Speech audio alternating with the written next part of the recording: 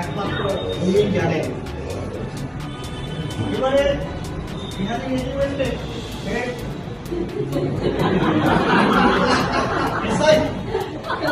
মুক্তি রাস্তায় কিছু বলার জন্য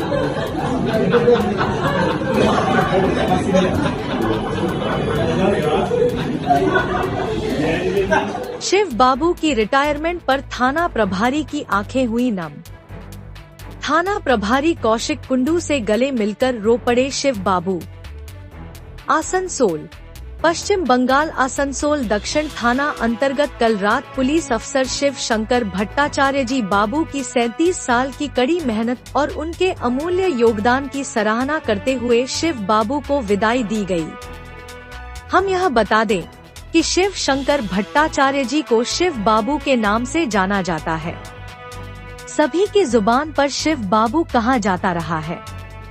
आसनसोल दक्षिण थाना प्रभारी कौशिक कुंडू के नेतृत्व में आसनसोल दक्षिण थाना के पुलिस अफसर से लेकर थाना में काम करने वाले कर्मचारियों की आंखें नम हो गई। पुलिस अफसर शिव बाबू के बिछड़ने का सदा अफसोस रहेगा, लेकिन आसनसोल दक्षिण थाना के सभी लोग आपकी खुशहाल और शांतिपूर्ण जीवन की कामना करते हैं। आप जहां भी रहे भगवान आपको सदा खुशहाल रखे। इस मौके पर आसनसोल दक्षिण थाना के हर सदस्य ने कठिन मेहनत व ईमानदारी की सराहना करते हुए अपने बातों को रखा। इस मौके पर संजय बाबू, पुलिस अफसर प्याली, सुधीर चक्रवर्ती, गौतम नंदी, गौतम कर्मकार सिविक पुलिस थाना के अफसर एवं आसनसोल दक्षिण थाना प्रभारी माननीय कौशिक कुंडू उपस्थित थे।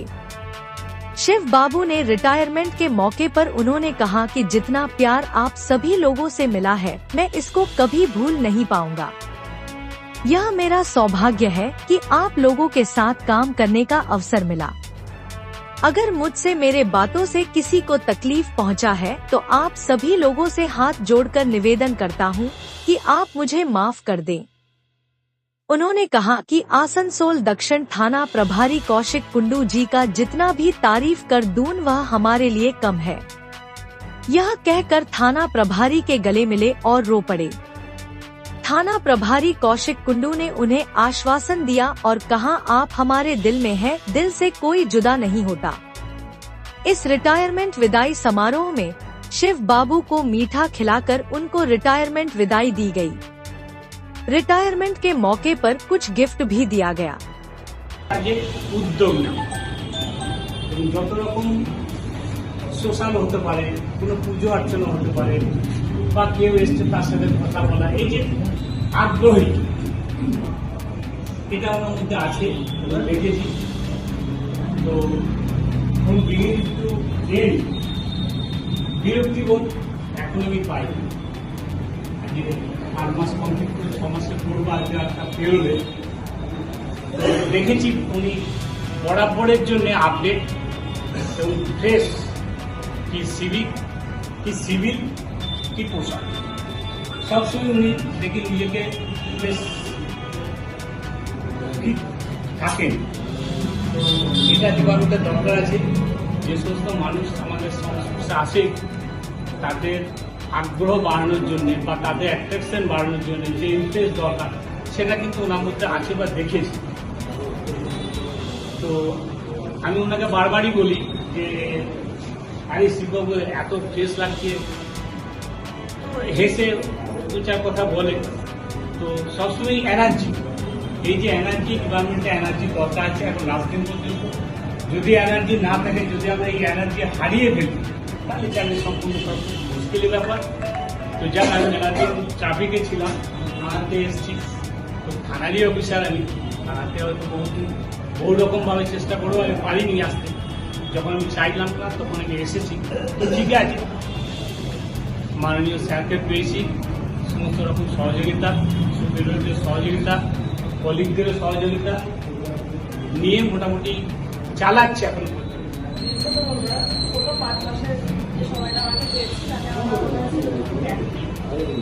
শেষ দিন পর্যন্ত উনি সবটাই অ্যাক্টিভ ছিলেন, যতটা আমি 5 মাসে দেখেছি স্টার্টিং থেকে।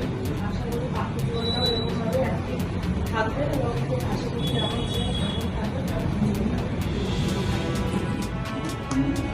সভাপতি আমাদের মাননীয় এবং সবার প্রিয় আমাদের বড়বাবু, আমার কলিগ,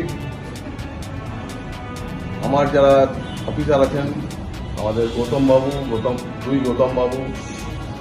আমাদের চিত্তবাবু, সুবীরবাবু, তাপসবাবু, আমাদের ম্যাডাম, মোটামুটি কম বেশি সবার সঙ্গেই হয়তো পরিচয় বা জানাশোনা আমার অনেক দিন থেকে আছে। আমার চাকরি 36 বছর 5 মাস 19 দিন, আর টোটাল টাইমটা আমি এডিবিসিতেই কাটিয়েছি। অতএব আমি সবাইকে চিনি। প্রথমেই আমি ক্ষমা চেয়ে নিচ্ছি যদি আমার মনের অজান্তে ভুল বশত যদি কোনো রকম কারোর মনের আঘাত দিয়ে থাকে, আমি তার কাছে ক্ষমা চেয়ে নিতে পারি। আমাকে ক্ষমা করবেন, এটা আমি আমার তরফ থেকে ক্ষমা চেয়ে নিচ্ছি।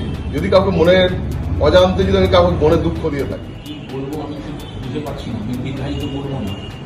আমি একটা কথা বলি, রবি ঠাকুরের কথায়, আমরা সবাই রাজা, আমাদের এই রাজার রাজ্য।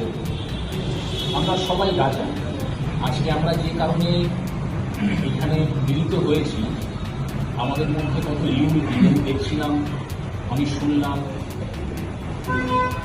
সব তো আমার কানে আসে না। তুই কি নাকি চোখের জল ফেলেছে, পান্ডে কথা বলতে বলতে কেঁদে ফেলে হয়ে যাবে। তবে আপনারা অনেকেই বলছেন বকাঝকা করে, মানুষটা বকাঝকা করে।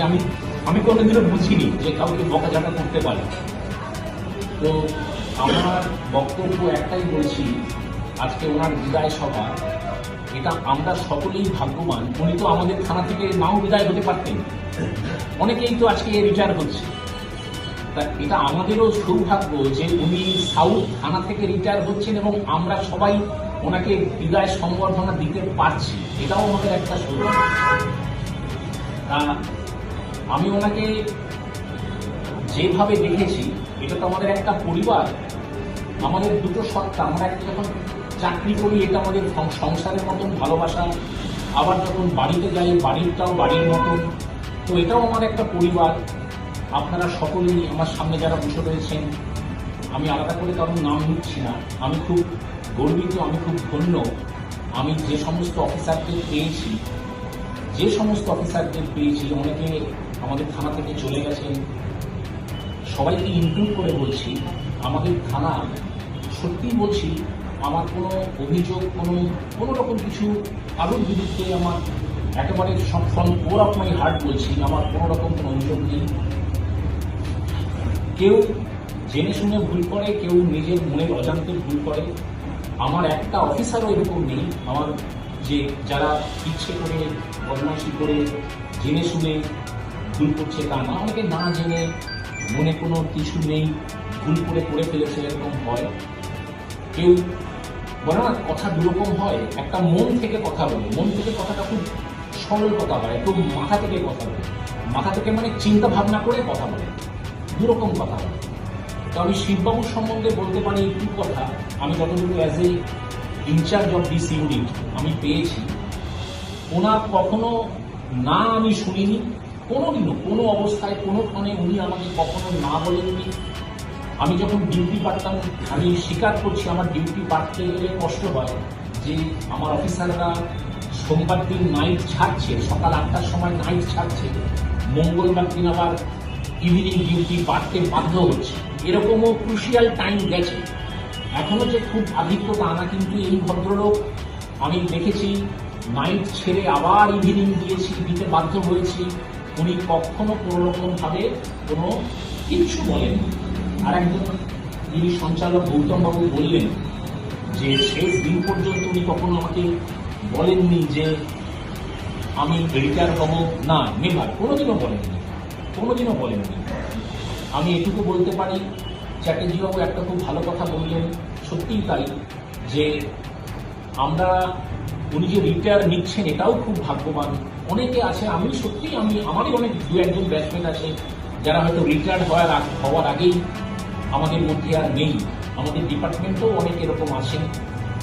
তা আমি ঈশ্বরের কাছে, ঈশ্বর, আল্লাহ, আমি যেই বলুন না কেন, যিনি ওপরওয়ালা, আমি তার কাছে করজোড়ে প্রার্থনা করব যে উনি যেন সুস্থ থাকেন, এইভাবেই হাসি খুশি থাকেন, ফ্যামিলিকে সময় দিন।